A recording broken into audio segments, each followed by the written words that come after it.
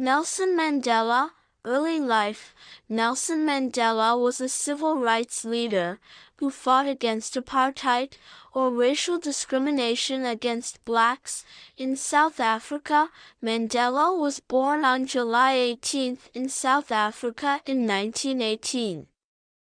His name was Rolihlahla, which meant troublemaker. When Mandela was 9 years old, he was adopted by his father's friend. A teacher gave him the name Nelson when he was a child. Mandela studied law and opened South Africa's first black law firm. Political career. Mandela joined the African National Congress, ANC, to fight against apartheid. At first, he wanted the ANC to follow Mohandas Gandhi's non-violent protest methods. After the ANC was banned in 1960, he led a secret army called Spear of the Nation. He traveled to other countries to ask for help. Later, he began to doubt the effectiveness of Gandhi's methods. He wanted to bomb some buildings, but not hurt anyone. The government called him a terrorist and jailed him in 1962. He spent 27 years in prison. There was an international campaign for his release. Other countries stopped trading and playing sports with South Africa. Finally, Mandela was released from prison in 1990. His work paid off when all races were allowed to vote in the 1994 election for the first time. He won the election and became the first black president of South Africa. He retired in 1999. He died on December 5, 2013, after a lung illness. Achievements. He received the Peace Prize in 1993.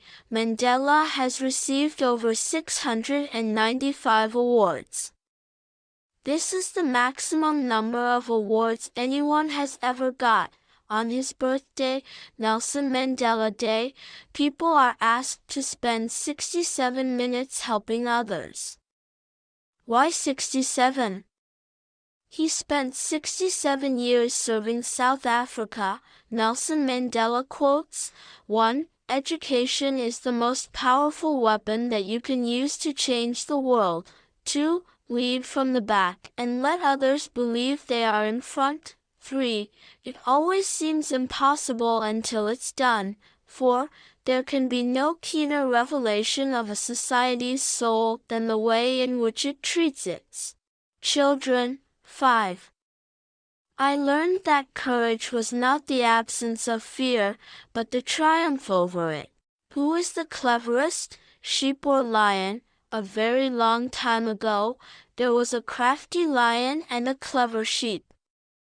One day, the clever sheep was eating some grass in a clearing with his friend when the crafty lion came creeping across the fields towards them. When the lion came out of the tall grass, the sheep prepared to run because they were scared of his sharp claws and his big teeth. "You don't need to run away," said the lion in a friendly voice. "I am simply here to tell you about a lovely fresh-water lake just beyond these fields. Why don't you come with me and have a drink?" The clever sheep knew better than to trust the lion, but his friend was very thirsty and so agreed to go for a drink with the lion. The clever sheep warned his friend, but the friend did not listen, and so the lion lured the sheep into the tall grass with the promise of fresh water. The lion looked all about to make sure that no other animals were around to help the sheep, and when he was sure they were alone, he pounced on the unsuspecting animal and ate him for his dinner. Later that day, when his friend did not return to the herd, the clever sheep was sure that the crafty lion had eaten him. "That is 10 sheep this month," he thought to himself. I must do something to stop the crafty lion before I lose all of my friends. And so the clever sheep warned the rest of the herd about the crafty lion and his tricks. But the silly sheep did not listen, and as the weeks and months passed, the crafty lion lured more and more sheep into the tall grass with the promise of fresh water. And it was there that they met their grisly end. One day, the clever sheep decided that it was down to him to do something about the crafty lion and his wicked ways. The clever sheep waited until nightfall and then crept out into the clearing next to the long grass.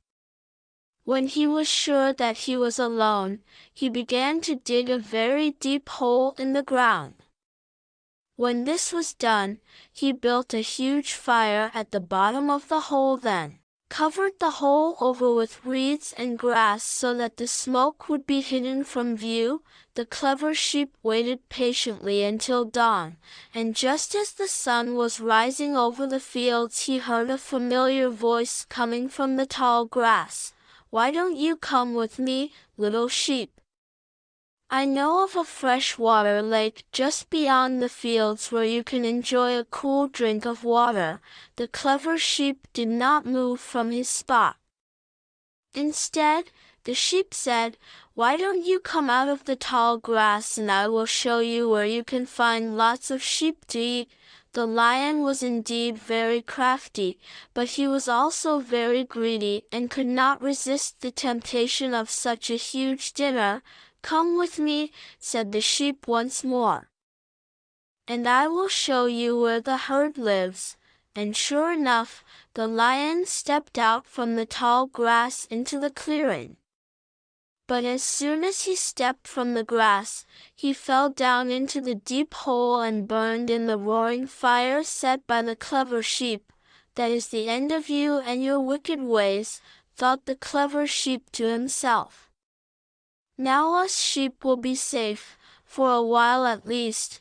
When the clever sheep returned home he told the rest of the herd about his victory over the lion.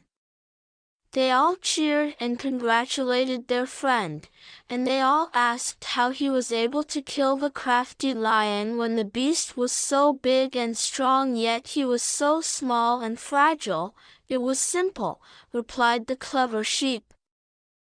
"All I did was watch and learn from the mistakes of others." The clever sheep then went on to explain how he had watched the crafty lion lure his friends into the fields, and he also explained that this was how he had learned of the lion's greedy nature. The rest of the herd listened closely to the clever sheep, and so they too learned never to trust the lions again. And they also learned how important it was to listen to good advice given by a friend.